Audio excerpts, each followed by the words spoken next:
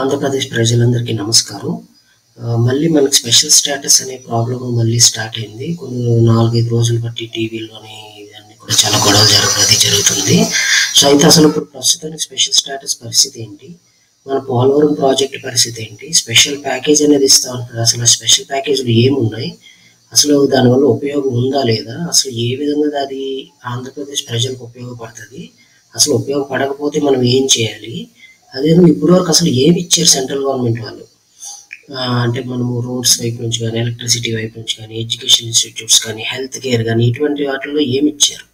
అదేవిధంగా మనము ఒక 50 లక్షల ఉద్యోగాలు ఈ సపోజ్గా స్పెషల్ స్టేటస్ అనేది ఇవ్వట్లేదు అనుకుందాం, అంటే కొన్ని కారణాల వల్ల. సో ఈ 14th ఫైనాన్స్ కమిషన్ సజెషన్స్ వల్ల రికమెండేషన్స్ వల్ల ఇవ్వట్లేదు అనుకుందాం. అయినా కూడా మనం ఏ విధంగా సెంట్రల్ గవర్నమెంట్ ఒప్పించి ఏం చేసి ఏమి తెచ్చుకుంటే మనం ఒక 50 లక్షల చిన్న పెద్ద మధ్యతరగతి ఉద్యోగాలు ఆంధ్రప్రదేశ్లో సృష్టించుకోగలము అనే దానికోసమని ఇదంతా కూడా ఈ ప్రెజెంటేషను. సో లాస్ట్ టైం మీకు గుర్తుంటుంది, నేను రిచ్ ఆంధ్ర 2020 అని చెప్పేసి ఒక డీటెయిల్ వీడియోస్ అసలు ఆంధ్ర బైఫర్కేషన్ అయిపోయిన తర్వాత చేశాను. అసలు ఆంధ్ర ఏ విధంగా రిచ్ అండ్ ప్రాస్పరస్ చేయొచ్చు అని చెప్పేసి. నా పేరు బుద్ధా చంద్రశేఖర్. మీరు కావాలనుకుంటే నన్ను నా ఫేస్బుక్, ట్విట్టర్, ఈమెయిల్లోని కూడా కాంటాక్ట్ అవ్వచ్చు. సో ఫస్ట్ చూద్దాం మనం ఒకసారి ఏమి అనుకున్నాం. లాస్ట్ టైం అంటే 2.5 years బైఫర్కేషన్ టైంలో మనం ఒకటి స్లైడ్ చూసేది ఏమంటే, మనం బైఫర్కేషన్ అయిన తర్వాత మనకి ఏమొస్తాయి, ఒక 10 years ట్యాక్స్ ఎగ్జంప్షన్, ఒక 5 years స్పెషల్ స్టేటస్, అంటే దాంతో 10:90 లోన్ అండ్ గ్రాంట్స్ వస్తాయని, అలాగే Polavaram project central government fund చేస్తుందని, కొన్ని యూనివర్సిటీస్ వస్తాయని, అలాగే స్పెషల్ ప్యాకేజ్ రాయలసీమ 4 డిస్ట్రిక్ట్లకి, ఉత్తరాంధ్ర 3 డిస్ట్రిక్ట్లకు వస్తాయని, ఇంటర్నేషనల్ ఎయిర్పోర్ట్, మెట్రో రైలు, ఇటువంటివన్నీ కూడా చూసాం. అయితే ఇప్పుడు ఏం జరుగుతుందని చూద్దాం. ఫస్ట్ ఇప్పుడు ఏంటంటే, సెంట్రల్ గవర్నమెంట్ వాళ్ళేమో 14th ఫైనాన్స్ కమిషన్ ప్రకారం మేము స్పెషల్ స్టేటస్ కేటగిరీ ఇవ్వలేము, ఓన్లీ స్పెషల్ ప్యాకేజ్ ఇస్తూ ఉంటారు. అయితే ఫస్ట్ ఈ రెండింటి డిఫరెన్స్ ఏంటనేది మనం క్లియర్గా చూద్దాం. స్పెషల్ కేటగిరీ స్టేటస్లో పరిశ్రమలకు కావాల్సిన భూ సేకరణ అనేది చాలా ఈజీ అవుతుంది. అలాగే తక్కువ డబ్బులకి ఆ భూమిని మనము తక్కువ డబ్బులు కలెక్ట్ చేస్తాం కాబట్టి ఆ తక్కువ డబ్బులకి మనము ఆ భూముల్ని ఈ పెద్ద పెద్ద ఇండస్ట్రియలిస్ట్కి, ఎవరైతే బిజినెస్ పెట్టాలనుకుంటున్నారో వాళ్ళకి ఇవ్వచ్చు. అదేవిధంగా పరిశ్రమలు పెట్టడానికి అన్ని రకాల అనుమతులు చాలా ఈజీ అయిపోతాయి. అంటే ప్రాసెస్ చాలా సింపుల్గా ఉంటుంది. అంటే ఎగ్జాంపుల్గా ఒక ఫారెన్ మల్టీనేషనల్ కంపెనీ మన ఆంధ్రాలో పెట్టుబడులు పెట్టాలంటే central as well as state governments కూడా ఆ మొత్తం ఓవరాల్గా పర్మిషన్స్ అనేవి చాలా ఫ్లెక్సిబుల్గా ఈజీగా ఉంటాయి. సో అది ఒకటి దానిలోని మంచి పాయింట్. అదేవిధంగా ఒక పరిశ్రమ నిలదొక్కునేవరకంటే ఒక చిన్న పరిశ్రమలు పెట్టామనుకోండి, వాటిని లాభాలు వచ్చే వరకు రకరకాల రాయితీలు, ఈ ట్యాక్స్ ఎగ్జంప్షన్స్, ఇటువంటివన్నీ కూడా దీనిలో ఉంటాయి. అదేవిధంగా విద్యుత్ రవాణా సౌకర్యాల రాయితీలు, అంటే ఇటువంటివన్నీ కూడా తక్కువ డబ్బులకి సెంట్రల్ గవర్నమెంట్ వాళ్ళు ఎక్కువ ఫండ్ చేస్తుంటే ఆ ఫండ్ తీసుకొని ఉపయోగించుకొని రాష్ట్రం అనేది అభివృద్ధి అనేది జరుగుతుంది. అయితే ఇప్పుడు స్పెషల్ ప్యాకేజ్కి వస్తే కనుక మనకి స్పెషల్ ప్యాకేజ్ అనేది ఒక ఫైనాన్షియల్ అసిస్టెన్స్, అంటే ఆర్థిక సహాయం, అంటే డబ్బులు ఇస్తారు అంతే. ఆ డబ్బుల్ని మనము ఇప్పుడు ఈ లెఫ్ట్ హ్యాండ్ సైడ్లో చెప్పుకునే విధంగా మనం ఈ భూసేకరణకి, అనుమతులకి, ఈ రకరకాల ట్యాక్స్ ఎగ్జంప్షన్స్కి, అలాగే ఎలక్ట్రిసిటీకి, ఇవన్నిటికి కూడా మనం ఖర్చు పెట్టుకోవాలి. సో ఈ 2 ఆప్షన్స్. అయితే ఈ రెండిట్లో మనం ప్రస్తుతానికి మన ఆంధ్రప్రదేశ్ ఎక్కడుందో వీటిలో చూద్దాం. అయితే నేనేం చూసాను అంటే మనకి ఈజీగా ఉంటుందని ఈ స్పెషల్ కేటగిరీలో ఉన్న ఈ 4 మెయిన్ పాయింట్స్ నేను పైన పెట్టాను. అంటే ఇంకా చిన్న చిన్న పాయింట్స్ వేరే ఉన్నాయి, కాకపోతే ఇవి మేజర్ పాయింట్స్. అయితే దీనిలోని మనకి అసలు మన దగ్గర ప్రస్తుతానికి ల్యాండ్ బ్యాంక్, అంటే భూమి ఆంధ్రప్రదేశ్ దగ్గర ఎంత ఉంది అనేది చూద్దాం. మన దగ్గర చాలా ఆశ్చర్యకరంగా ఇండియాలోని ఏ స్టేట్ దగ్గర కూడా లేనంత ల్యాండ్ బ్యాంక్ మన దగ్గర రెడీగా ఉంది. 7.64 lakh acres మన దగ్గర రెడీగా ఉంది. అది మన దగ్గర ఆల్రెడీ ఈ పాయింట్ నెంబర్ 1 ఏదైతే ఉందో స్పెషల్ కేటగిరీలో, ఆ పాయింట్ మన దగ్గర ఆల్రెడీ ఉంది. అంటే ల్యాండ్ అవైలబిలిటీ ఆల్రెడీ ఉంది. 7.64 lakh acres ఇండియాలో number 1 state, largest land bank ఉన్న state. Industrial investments, only industrial investments మాత్రమే నేను చెప్తాను, ఎకనామిక్ అవైలబిలిటీ కోసం కాదు. అంత ఎక్కువ ల్యాండ్ మన దగ్గర రెడీగా ఉంది. సెకండ్ది, ఆల్రెడీ మీరు ఆంధ్రప్రదేశ్ ఇండస్ట్రియల్ ఇన్ఫ్రాస్ట్రక్చర్ కార్పొరేషన్ సైట్లోకి వెళ్ళి చూస్తే కనుక land prices per acre industry setup చేయడానికి చాలా చాలా తక్కువ. అంటే ఈ 2వ పాయింట్ ఉంది చూసారా, అంటే పరిశ్రమ పెట్టడం అన్ని రకాల అనుమతులు ఈ చవకగా దొరకడం అనేది ఆల్రెడీ ఇందులో ఉంది. అంటే మన దగ్గర ఆల్రెడీ అటువంటి ఫెసిలిటీ కూడా ఉంది. దీనిలో కొంచెం కన్స్ట్రక్షన్ అనేది మనం సెంట్రల్ గవర్నమెంట్ వాళ్ళని అడగచ్చు. అలాగే ఒక పవర్ ఎలక్ట్రిసిటీ సప్లై అనేది ఇప్పుడు 24/7 అనేది సెంట్రల్ గవర్నమెంట్ వాళ్ళు మనకి ఇచ్చారు. ఆంధ్రప్రదేశ్కి డిస్ట్రిబ్యూషన్లోని ఎక్కువ చేశారు. సో దానివల్ల మనకు చాలా సేవింగ్ కూడా జరుగుతుంది. సో ఇటువైపు విద్యుత్ కొంచెం రవాణా సౌకర్యాలు రాయితీలు కూడా ఎలా ఇచ్చారు ఏంటని మనం నెక్స్ట్ స్లైడ్స్ లో మాట్లాడుకుందాం. సో ఈ ఫెసిలిటీ 24/7 ఎలక్ట్రిసిటీ ఫెసిలిటీ కూడా మన దగ్గర ఉంది. అలాగే stamp duty revision, registration fee waiver ఇలాంటివి కూడా ఆల్రెడీ ఒక ఇండస్ట్రియల్ సెటప్ చేస్తే ఆంధ్రప్రదేశ్ ఇండస్ట్రియల్ ఇన్ఫ్రాస్ట్రక్చర్ కార్పొరేషన్ వారు ఆల్రెడీ ఇస్తున్నారు. అలాగే ట్యాక్స్ ఇన్సెంటివ్స్ ఇస్తున్నారు. దీన్ని ఇంకొంచెం ఎక్కువ పెంచండి అని చెప్పి మనము నెక్స్ట్ లెవెల్లోకి వెళ్ళి అడగవచ్చు. అంటే ఈ పాయింట్ కోసం నేను మాట్లాడుతున్నాను. సో ఈ పాయింట్ అనేది ఇక్కడ చాలా ఇంపార్టెంట్ పాయింట్. సో ఈ పాయింట్ మీద మనము జాగ్రత్తగా కాన్సన్ట్రేషన్ చేసి మనకి ఎంత వీలైతే అంత ఎక్కువ తెచ్చుకోగలిగితే మన స్టేట్ అంతా సూపర్ ఫాస్ట్ గా పరిగెడుతుంది. ఎందుకంటే స్పెషల్ కేటగిరీ అనే పేర్లు ఏమీ లేదు. ఈ 4 ఇక్కడ ఏవైతే రాసుకుని ఈ 4 ఉందంత. ఎందుకంటే ఈ 4 అన్ని కవర్ చేస్తుంది ఒక ఇండస్ట్రీకి కావాల్సినవన్నీ కూడా. సో ఈ 4 మనము మెయిన్ గా ఈ పాయింట్ ఏదైతే రౌండ్ అప్ చేసినా ఆ పాయింట్ అనే దాన్ని జాగ్రత్తగా ఇంకా బాగా డెప్త్ గా స్టడీ చేసి మన ఎక్స్పర్ట్స్ ఆ పాయింట్ పైన ఎక్కువ ప్రెషర్ పెట్టి దానిలోంచి ఎంత వీలైతే అంత లాభం, ఎంత వీలైతే అంత సెంట్రల్ గవర్నమెంట్ తెచ్చుకోవడంలోనే మన స్టేట్ తాలూకా సక్సెస్ అనేది ఆధారపడి ఉంది. అయితే మనం నెక్స్ట్కి వెళ్ళి చూద్దాం. ఇప్పుడున్న వేకెంట్ ప్లాట్స్ ఎక్కడెక్కడ ఉన్నాయి అంటే ఇది స్క్వేర్ మీటర్స్ లో ఉంది. సో మీరు కన్ఫ్యూజ్ అవ్వద్దు. ఇందాక చెప్పిన నెంబర్కి దీనికి మన అనంతపురం దగ్గర నుంచి తీసుకుంటే మీరు ఆల్మోస్ట్ అన్ని డిస్ట్రిక్ట్స్ లోను కూడా మన దగ్గర విపరీతమైన హ్యూజ్ ఇండస్ట్రియల్ ల్యాండ్ అవైలబిలిటీ అనేది ఉంది. సో దీన్ని మనం కరెక్ట్గా ఉపయోగించుకుంటే సరిపోతుంది. సో ల్యాండ్ అనేది మళ్ళీ తీసుకోవాల్సిన అవసరం అనేది లేదు. అయితే ఇప్పుడు ఈ స్పెషల్ కేటగిరీ స్టేటస్ వస్తే గ్రాంట్స్ అనేవి ఇస్తారు. ఇందులో ఏమంటే ఇప్పుడు స్పెషల్ స్టేటస్ మనకు రాలేదు అనుకుందాం ప్రస్తుతానికి. దానివల్ల ఏం జరుగుతుంది అంటే 30% నిధులు కొరత అనేది మనకు వస్తుంది. అంటే 30% డబ్బులు రాష్ట్రం అంటే మన రాష్ట్రం పెట్టుకోవాల్సి వస్తుంది. దానికి సెంట్రల్ గవర్నమెంట్ వాళ్ళు ఇప్పుడు ఏమంటున్నారంటే అంటే మొన్న 3 days బ్యాక్ రిలీజ్ చేసిన దానికోసం నేను మాట్లాడుతున్నాను. దానిలోని స్టేట్మెంట్ లో క్లియర్ ఏం చెప్పారంటే అఫీషియల్ గా దానికోసమని మనము బయట నుంచి డబ్బులు తీసుకొని రావచ్చు, రుణం తీసుకోవచ్చు విదేశాల నుంచి కూడా. ఆ రుణం మనము సపోజ్ మనము 1,00,000 కోట్ల రుణం తీసుకున్నాం అనుకుందాం. ఆ రుణాన్ని సెంట్రల్ గవర్నమెంట్ అనేది తీరుస్తుంది. సో అంటే దీని అర్థం ఏంటంటే ఏదైతే గ్రాంట్ కింద మనకు రాబోతుందో అది మనం రుణం కింద తీసుకొని ప్రస్తుతానికి దాన్ని మేము తీరుస్తాం అని అంటుందంటే మనకి స్టేట్ పరంగా మన పైన ఎటువంటి బర్డెన్ లేదు. అలాగే రెవెన్యూ లోట్ ఒక 15-16 years వరకు 21,000 కోట్లు కేటాయించిందని చెప్పి కూడా ఒక పాయింట్ చెప్పారు. దానికోసం ఇంకా డీటెయిల్ గా స్టడీ చేయాలి మనం. అయితే లోటు బడ్జెట్ అనేది 10,000 కోట్లు అని చెప్పి కేంద్రం మన ఆంధ్రప్రదేశ్ రాష్ట్ర ప్రభుత్వం ఒప్పుకుంటే దాన్ని కేంద్ర ప్రభుత్వం తీరుస్తుంది అన్నది. అంటే లోటు బడ్జెట్ దగ్గర కూడా మనకు ప్రాబ్లం లేదు. అలాగే దీనికి అడిషనల్ గా అసలు ఇందులో లేని ఒకటి కూడా పాయింట్ చెప్పారు. అదేంటంటే కమర్షియల్ కారిడార్ అనేది 12,000 crores మనకి ఇస్తున్నారు.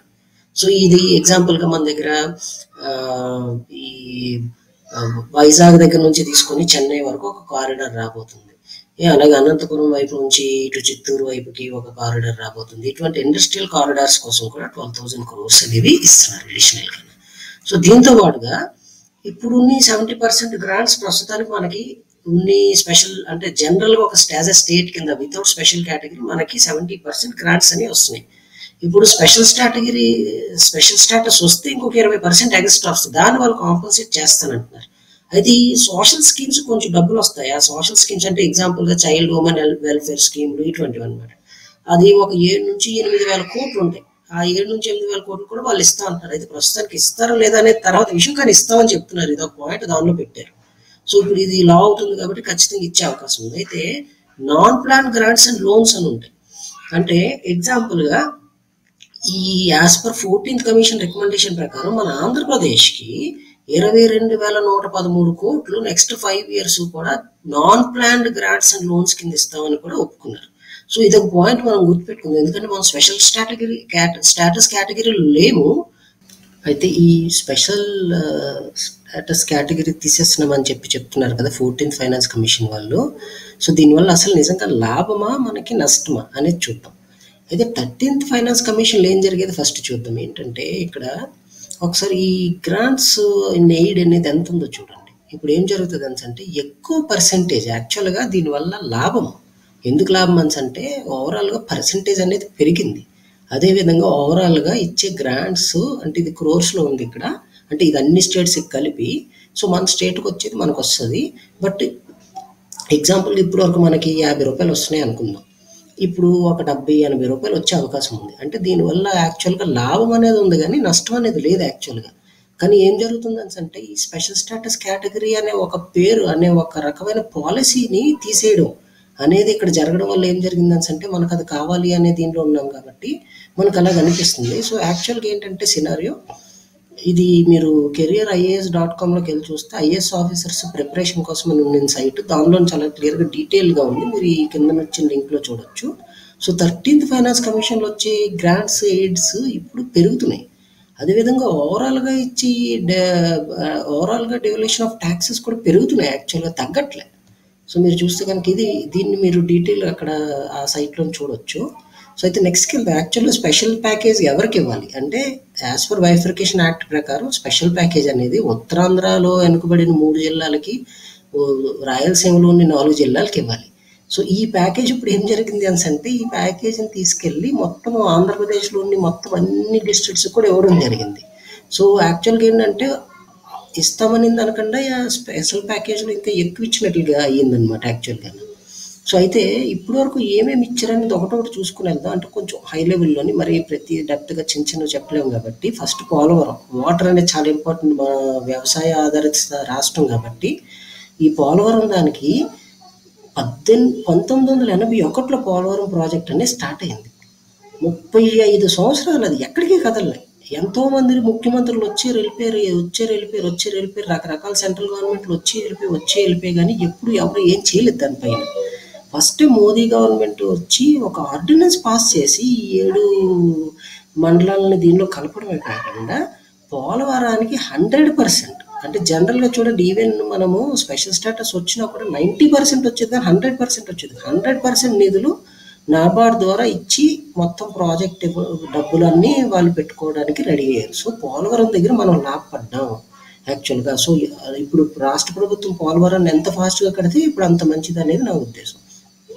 సో, పోలవరం డిస్ట్రిక్ట్ ప్రాజెక్ట్ వల్ల ఏంటంటే మనకి అటు శ్రీకాకుళం నుంచి గోదావరి డిస్ట్రిక్ట్ వరకు, అదేవిధంగా గోదావరి డిస్ట్రిక్ట్ నుంచి అనంతపురం వరకు, ఇటు తిరుపతి వరకు, అంటే ఆంధ్రప్రదేశ్లోని ప్రతి ప్లేస్కి కూడా మనము ఆల్మోస్ట్ వాటర్ అనేది పెద్దగా ప్రాబ్లం లేకుండా చేయొచ్చు. అంటే ఇది ఇమీడియట్లీ జరుగుతుందని చెప్పట్లేదు, బట్ ఈ అవకాశం మనకు ఉంది. కొన్ని సంవత్సరాలు ఇలాంటివి చూడొచ్చు మనం.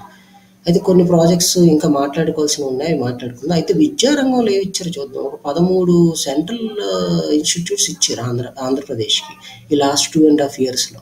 అలాగే ఒక 7,500 కోట్లు ఓవరాల్గా ఈ ఇన్ఫ్రాస్ట్రక్చర్ కోసం చెప్పేసి ఇచ్చారు. తిరుపతిలో ఒక ఐఐటి ఇచ్చారు, ఒక 700 crores తోటి. ఒక ఐఎస్సిఆర్, అంటే ఇంక ఇలా లిస్ట్ మొత్తం ఉన్నాయి. శ్రీ సిటీలో ఒక IIIT, తాడేపల్లిగూడెంలో NIT, వైజాగ్లో IIM, కర్నూలులో IIIT, ఒక నేషనల్ ఇన్స్టిట్యూట్ ఆఫ్ డిజైన్ రాబోతుంది విజయవాడలోని. ఇలాగ కొన్ని, అంటే రకరకాల, తిరుపతిలోని, విజయనగరంలో ట్రైబల్ యూనివర్సిటీ, అనంతపురంలో సెంట్రల్ యూనివర్సిటీ, ఇటువంటివన్నీ.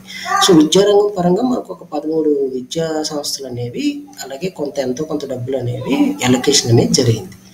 అదేవిధంగా ఇప్పుడు మనం ప్రజారోగ్యానికి వస్తే కనుక ఈ హెల్త్ కేర్ వైపు నుంచి మంగళగిరిలో ఎయిమ్స్ పెడతామని 1,618 crores దానికి అలొకేట్ చేశారు. అయితే ఫండ్ ఒక 200 crores ఎంత వచ్చినట్లుంది, తక్కువ రావాల్సి ఉంది. అలాగే వైజాగ్లో ఒక 1,25,000 మందికి లబ్ధి పొందే విధంగా CGHS అనే ఒక హెల్త్ కేర్ ఫెసిలిటీ అనేదాన్ని ఒకదాన్ని పెట్టారు. అలాగే వైజాగ్లోని ఒక 500 పడకల ఆసుపత్రి ఒకటి, అలాగే KGHలో నవజాత శిశు సంరక్షణ కేంద్రం ఒకటి. అప్పుడే పుట్టుతారు కదా పిల్లలు, వాళ్ళకి కేంద్రం ఒక ప్రత్యేకంగా ఒక పథకం పెట్టింది. దాని ఇంప్లిమెంటేషన్ అనేది అక్కడ స్టార్ట్ జరిగింది. అది ఒకసారి సక్సెస్ అయితే దాని ప్రకారం మొత్తం రాష్ట్రంలో అన్ని ప్లేసెస్లో కూడా ఇంప్లిమెంటేషన్ స్టార్ట్ అవుతుంది. అలాగే విజయవాడ, అనంతపురంలో 250 కోట్లతో ప్రభుత్వ మెడికల్ కాలేజీలని అప్గ్రేడ్ చేయడం. అంటే అనంతపురంలో ఒకటి వస్తుంది, విజయవాడలో ఒకటి వస్తుంది. దీన్ని అప్గ్రేడ్ చేస్తారు.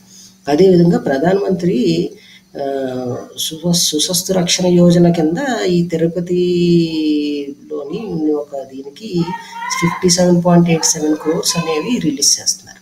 అదేవిధంగా పోస్ట్ గ్రాడ్యుయేషన్ దానికోసం కూడా, ఇంకా అంటే చదువుతారు కదా మెడిసిన్ అవి కూడా, దానికోసం కూడా ఒక 70 crores వరకు కూడా విడుదలని జరిగాయి.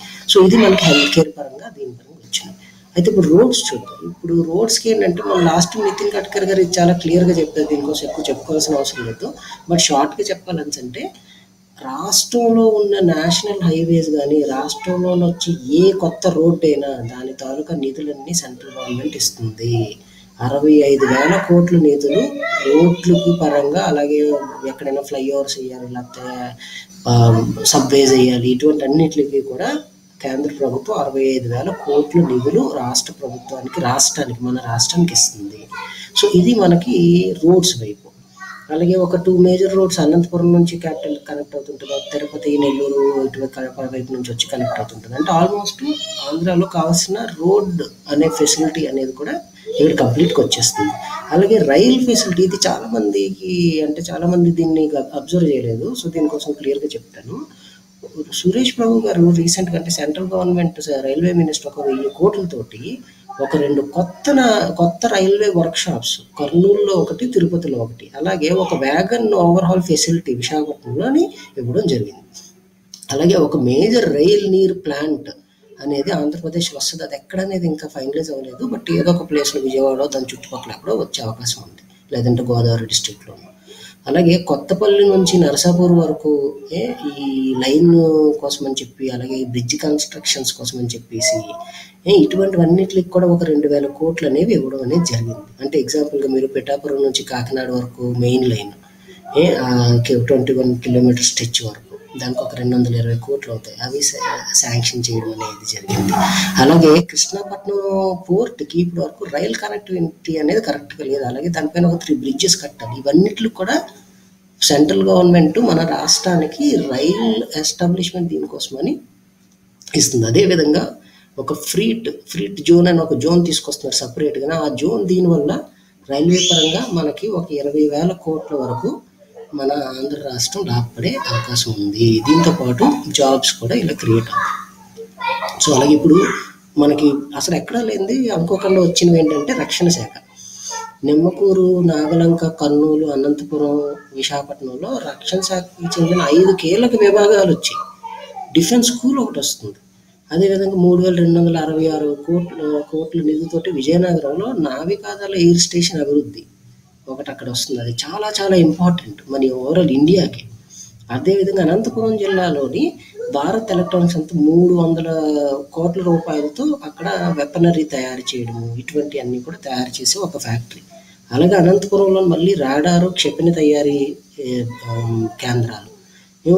కర్నూలులోని ఓర్నకల్లో 500 కోట్ల పెట్టుబడితోటి రవాణా శాఖ పరిశోధన కేంద్రం, అక్కడ R&D రీసెర్చ్ సెంటర్ రాబోతుంది. అలాగే చిత్తూరు జిల్లాలో తీసుకుంటే ఒక రక్షణ భద్రతా సిబ్బంది శిక్షణా సంస్థ, అక్కడ ట్రైనింగ్ ఇస్తారు. అలాగే ఒక 1000 కోట్లతోటి కృష్ణా జిల్లా నాగలంకలోని ఒక పరీక్షా కేంద్రాలు, ఈ కృష్ణా జిల్లాలోని ఇంకా ఇలా కొన్ని ఏమంటే 250 కోట్లతో భారత్ ఎలక్ట్రానిక్స్. అయితే ఇక్కడ ఇంపార్టెంట్ ఒకటి ఉంది, ఏమంటే 22,000 కోట్లతో ఒక ఇండస్ట్రియల్ పార్క్ అనేది ఒకటి మన ప్రకాశం జిల్లాలో వస్తుంది. సో ప్రకాశం జిల్లా నెక్స్ట్ రూపురేఖలు మొత్తం మారిపోబోతున్నాయి దీనివల్ల. అయితే ఇప్పుడు మనం సోలార్ పార్క్కి వెళ్తాం. సోలార్ పార్క్ మన దగ్గర 3 మెగా జోన్స్ ఉన్నాయి సోలార్ పార్క్కి, కర్నూలు, అనంతపురం, కడప. అనంతపురంలో అయితే 2000 మెగావాట్స్, చాలా ఎక్కువ. అదేవిధంగా కర్నూలులో మనకి ultra mega solar park 1000 megawatts, కడపలోని మళ్ళీ ఇంకో 1000 మెగావాట్స్. అంటే ఓవరాల్గా 4000 మెగావాట్స్. అంటే మనం వాడుకునేదే కాకుండా మనం దీన్ని తీసుకెళ్ళి వేరే వాళ్ళకి కూడా, వేరే స్టేట్స్కి కూడా అమ్మొచ్చు. సో ఇదొకటి సెంట్రల్ గవర్నమెంట్ వాళ్ళు మనకి ఇచ్చింది. అదేవిధంగా విశాఖపట్నం స్టీల్ ప్లాంట్కి 38,500 కోట్ల పెట్టుబడులు వచ్చే విధంగా ఈ మధ్యన ఒక అవగాహన ఒప్పందం సెంట్రల్ గవర్నమెంట్ వారు చేసుకున్నారు. సో దీనివల్ల ఏంటంటే మన విశాఖపట్నంలో ఉన్న స్టీల్ ప్లాంట్కి 38,500 కోట్ల ఆర్డర్స్ అనేవి కొత్తగా వచ్చాయి.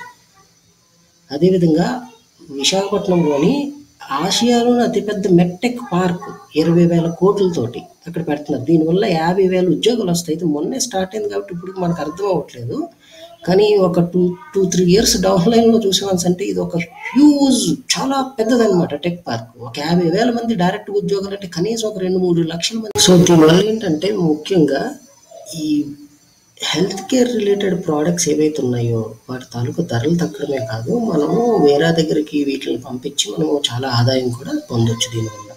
సో ఇదొకటి బయటికి కనిపించని చాలా పెద్ద మంచి జరిగింది ఆంధ్రప్రదేశ్ రాష్ట్రానికి సెంట్రల్ గవర్నమెంట్ ద్వారా.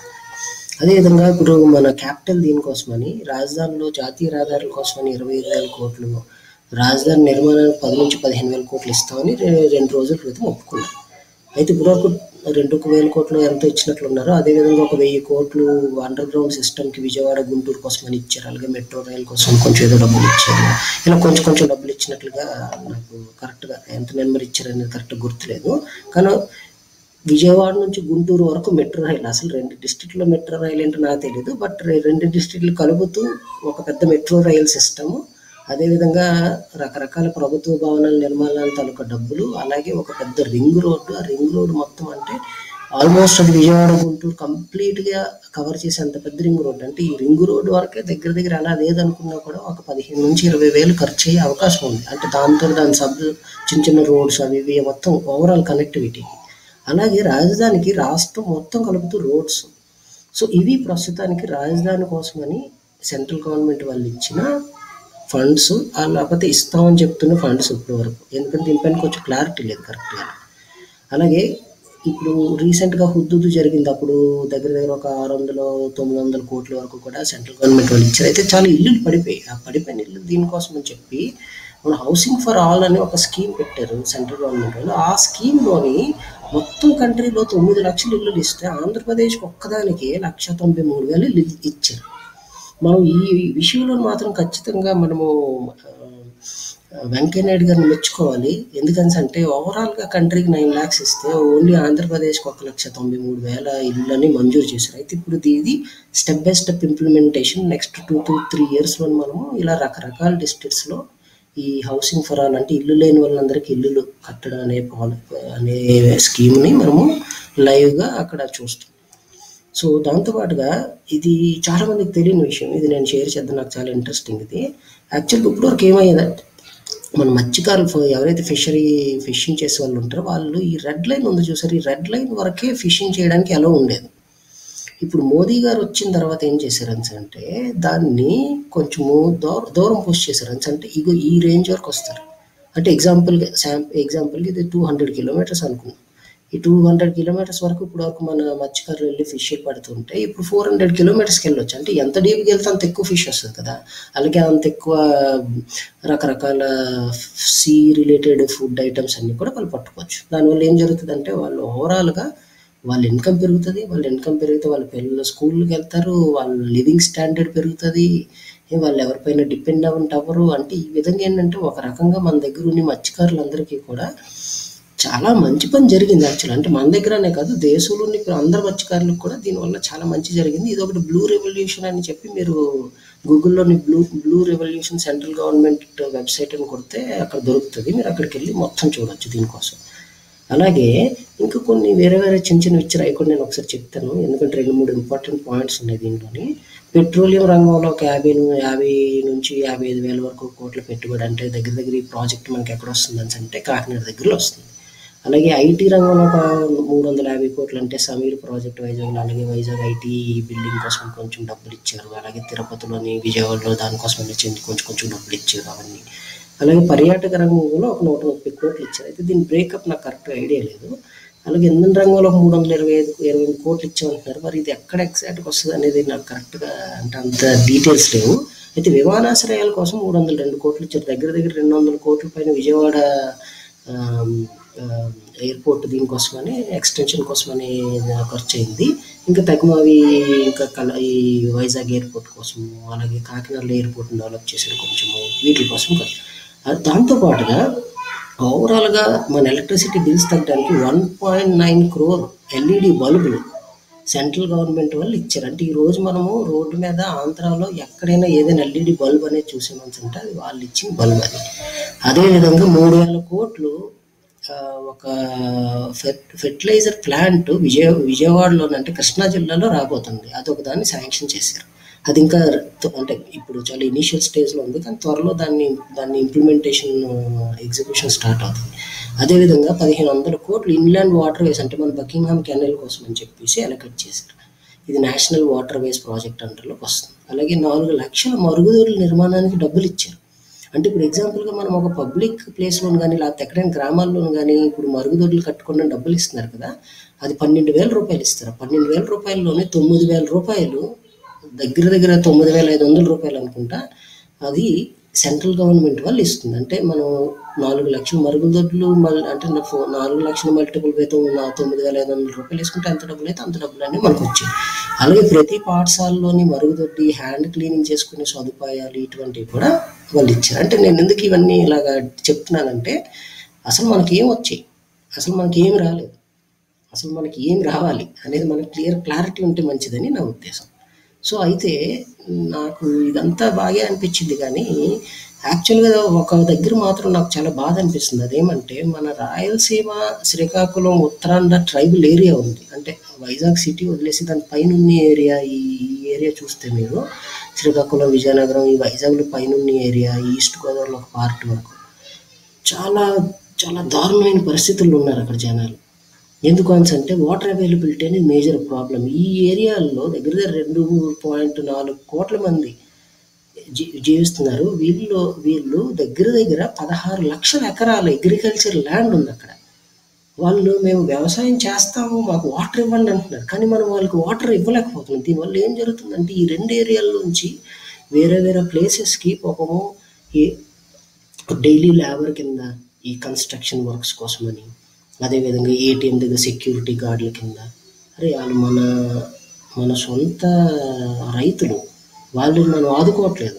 నా ఉద్దేశం ఏంటంటే 2 ప్రాజెక్టులు చాలా ఇంపార్టెంట్ ఇక్కడ. హంద్రీ నివా సుజలా స్రవంతి ప్రాజెక్టు, అదేవిధంగా ఉత్తరాంధ్ర సుజలా స్రవంతి ప్రాజెక్టు. ఈ 2 ప్రాజెక్టులకి ఒక 9,000 కోట్లు సెంట్రల్ గవర్నమెంట్ వారు కానీ ఇస్తే డైరెక్ట్గా సెంట్రల్ గవర్నమెంట్ వాళ్ళనే హ్యాండిల్ చేయమనండి, మనం హ్యాండిల్ చేసిన అవసరం కూడా లేదు. దీనివల్ల మనం విపరీతంగా ఉపయోగపడతాము. ఇది ఒకటి చాలా చాలా ఇంపార్టెంట్ మనకి. సో ఇది ఖచ్చితంగా చెయ్యాలి అనేది నా ఇది. అయితే ఇది అంటే మోదీ గారికి రిక్వెస్ట్ పెట్టాలి కాబట్టి నేను కొంచెం దీన్ని హిందీలో చెప్తాను. प्रधानमंत्री श्री नरेंद्र दामोदर दास मोदी जी प्रणाम। मेरा नाम बुद्धा चंद्रशेखर, मैं बीजेपी वाइजाग का कार्यकर्ता हूँ। मैं आपके सामने 2 विनती लेके आ रहा हूँ। हमारे आंध्र में 2 रीजन का किसान आपके सामने ये विनती रखने चाहते हैं। पहला, आंध्र में रायलसीमा रीजन का एक प्रोजेक्ट है, हंद्री निवा सुजला स्रवंती प्रोजेक्ट, जिससे खेती का पानी, पीने का पानी आने के लिए आवश्यकता है। ये प्रोजेक्ट 10 साल से अंडर कंस्ट्रक्शन में है, कहीं खत्म होने का नाम ही नहीं ले रहा है। इसके वजह से हमारा रायलसीमा किसान का 6.5 लाख एकड़ का जमीन बीड़ हो रहा है। हर साल हमारा किसान को बहुत नुकसान भी हो रहा है। 2 साल से किसान का हालत और बिगड़ गया है, किंतु कुछ किसान अभी भी खेती करने के लिए प्रयास कर रहा है, परंतु ज़्यादा किसान गांव छोड़ के शहर में construction work, labour, ATM, security guard जैसा काम करने शुरू किया। दूसरा तरह उत्तरांध्र में श्रीकाकुलम, विजयनगरम, वाइजाग ट्राइबल एरिया, अपर ईस्ट गोदावरी रीजन का किसान का हालत भी ऐसा ही है। खेती करने के लिए पानी नहीं, करने के लिए काम नहीं। हमारा पास उत्तरांध्र सुजला स्रवंती प्रोजेक्ट है, नॉर्थ कोस्टल आंध्र में, उत्तरांध्र में, अभी तक वो भी खत्म नहीं हुआ, तो हमारा पास पानी नहीं है खेती करने के लिए। ये 2 रीजन का मिला के 16.5 लाख एकड़ एग्रीकल्चर लैंड है। 2 करोड़ किसान उधर खेती कर रहा है। ये लोग खेती करना चाहते हैं। मोदी जी, आपसे हमारा विनती ये है कि आप कृपया करके ये दोनों वाटर प्रोजेक्ट्स को अडॉप्ट करके इसको जल्दी खत्म करें, ताकि हमारा किसान फिर से खेती कर सके, उसका परिवार के साथ आनंद से जी सके। मोदी जी, पूरा देश जानते हैं कि आपको किसान कितना प्यारा है। आपने धरती माँ को हेल्थ कार्ड दिया, देश का किसान आपको मित्र मानते हैं मोदी जी। जैसा कृष्ण भगवान की दोस्त सुदामा किशन जी को सिर्फ 1 मुट्ठी का चिदा चावल ही दे सका, हमारा हालत ऐसा है कि हम आपको वो 1 मुट्ठी का चावल भी नहीं दे सकते, क्योंकि हमारा खेती में पानी नहीं है। हमको पूरा विश्वास है कि आप आपके आंध्र किसान मित्रों को इस कठिन संकट से बाहर निकालेंगे। सदा ये 2 करोड़ किसान आपको हृदय में रखेंगे। हम आपको आश्वासन दे सकते हैं कि जब 2020 में ग्लोबल फूड शॉर्टेज शुरू होगा, हम सिर्फ भारत देश के लिए नहीं, पूरा विश्व को हम अन्न का दान देंगे. आपका बहुत बहुत ధన్యవాద్. నమస్కార్. దానికి సొల్యూషన్ ఏంటి? ఎందుకంటే ఇప్పుడు మన సెంట్రల్ గవర్నమెంట్ వాళ్ళు ఏమంటున్నారంటే మేము మా దగ్గర మేము ఇవ్వలేము, ఎందుకంటే 14th కమిషన్ ప్రకారం ఇవ్వలేము, ఆల్రెడీ పర్సంటేజ్ పెంచేసాము, సో అంతా ఇస్తున్నాం కాబట్టి మేము ఇవ్వలేము అంటున్నారు. సో ఇండియా మొత్తాన్ని ఒకే ట్యాక్స్ రిజంలోకి తీసుకురావాలి, సో జిఎస్టీ అని వస్తే కూడా ఇవ్వలేమని చెప్తున్నారు. సో దీన్ని మనం ఎలా సాల్వ్ చేయొచ్చు అంటే దానికి సొల్యూషన్ కూడా ఉంది ఖచ్చితంగా. ఆ సొల్యూషన్ ఏంటంటే మన దగ్గర STLP&I 5F IFL అని చెప్పి నేను ఒక 4 రకాల ఫార్ములాస్ కనుగొన్నాను. ఈ 4 ఫార్ములాస్ బేస్ చేసుకొని మనము ఒక 50 లక్షల ఉద్యోగాలు ఇక్కడ ఆంధ్రప్రదేశ్లో వచ్చే విధంగా చేయొచ్చు. అదేవిధంగా సెంట్రల్ గవర్నమెంట్కి కూడా ఎటువంటి ప్రాబ్లం అవ్వదు, అలాగే వేరే స్టేట్ల వాళ్ళు కూడా వీటిలో అబ్జెక్ట్ చేసే అవకాశం కూడా రాదు. ఇస్తే చిన్న చిన్నవి వస్తే రావచ్చు, కానీ అంత పెద్దగా వచ్చే అవకాశం అయితే లేదు. వచ్చినా కూడా మనం వెళ్ళి మాట్లాడుకొని మేనేజ్ చేయొచ్చు. ఎందుకంటే దీనివల్ల వేరే స్టేట్స్ దేనికి కూడా పెద్దగా ఇంపాక్ట్ అవ్వవు. మన ఆంధ్రప్రదేశ్ అనేది డెవలప్మెంట్కి ఇది ఉపయోగపడుతుంది, కానీ వేరే స్టేట్ పైన ఇంపాక్ట్ అనేది పడదు. సో రిపిల్ ఎఫెక్ట్ అనేది లేని విధంగా ఇది ఒక ఫార్ములా అనేది తయారు చేశాను. సో ఈ ఫార్ములా ఎవరైనా కనుక మోదీ గారు లేకపోని సెంట్రల్ గవర్నమెంట్ వాళ్ళు స్పెషల్ కేటగిరీ అనే పేరు ఇవ్వకపోయినా ఈ 4 పదాలు, ఈ 4 విషయాలు మనకి ఇవ్వగలిగితే మనం 50 లక్షల ఉద్యోగాల వరకు అక్కడ మనం దాన్ని ఇచ్చేయచ్చు. సో దీన్ని ఏ విధంగా చేయాలి ఎలాగనేది నేను ఎవరైనా మోదీ గారి లెవెల్లోని, పిఎం ఆఫీస్ లెవెల్లో కానీ, అదేవిధంగా చంద్రబాబు నాయుడు గారి లేకపోతే సీఎం ఆఫీస్ లెవెల్లో కానీ ఎవరైనా వింటానంటే నేను చాలా డీటెయిల్గా దీనికోసం చెప్పి దీన్ని ఏ విధంగా చేస్తే మంచిది, ఎలా చేస్తే మంచిది, ఎలా చేస్తే మన ఆంధ్ర ప్రజలకి ఇది ఉపయోగపడుతుంది అనేది నేను ఎక్స్ప్లెయిన్ చేయడానికి రెడీగా ఉన్నాను. సో ఇది మన ఆంధ్ర, మన స్వర్ణాంధ్ర. మనం అప్పుడు గుర్తుపెట్టుకుంటే బాగుంటుంది అనేది నా ఉద్దేశము. అదేంటంటే ఓవరాల్గా కొన్ని జరుగుతున్నాయి, కొన్ని జరగట్లేదు. సో మనం ఇప్పుడు దయించి కొంతమంది ఆ మధ్యలో చనిపోయారు దీనికోసమని, స్పెషల్ స్టేటస్ కోసం. దయించి అటువంటివి చేయొద్దు, ఎందుకంటే మీ ఫ్యామిలీ మీ పైన డిపెండ్ అయి ఉంటుందనే విషయం మనము గుర్తుపెట్టుకోవాలి ఇప్పుడు కూడా. సో దయించి అటువంటి పనులు ఎవరో చేయొద్దు, ఎందుకంటే డెఫినెట్గా మనం సాధిస్తాం. కాకపోతే కొంచెం అటు ఇటు జరగచ్చు. అదే పేరు మీద రావాలని ఏమీ లేదు. ఒక్కొక్కసారి ఒక సినిమా ఒక టైటిల్ మీద వద్దాం అనుకుంటుంది, అనుకోకుండా లాస్ట్ మినిట్లో దాని టైటిల్ మార్చి ఇంకో దీనికి అలాగే నా సినిమా చూడడం మానేస్తున్నాం మనం, లేదు కదా. ఇది కూడా అంతే, టైటిల్తో పని లేదు మనకి. యాక్చువల్ సినిమా కంటెంట్లో ఏముంది అంటే మనకు కావాల్సిన మనకు వచ్చిందా లేదా, అంటే ఒక 4-5 చెప్పారంటే 4-5 మనకు కావాల్సిన మనకు వచ్చాయా లేదా అనేది మనం చూసుకుంటే సరిపోతుంది అనేది నా ఉద్దేశము. సో నా పేరు బుద్ధా చంద్రశేఖర్. మీరు నన్ను కాంటాక్ట్ చేయాలనుకుంటే ఈ ఫేస్బుక్లోని, ట్విట్టర్లోని, ఈమెయిల్లోని, లేకపోతే మీరు నాకు కాల్ చేసి కాంటాక్ట్ చేయొచ్చు. జై హింద్.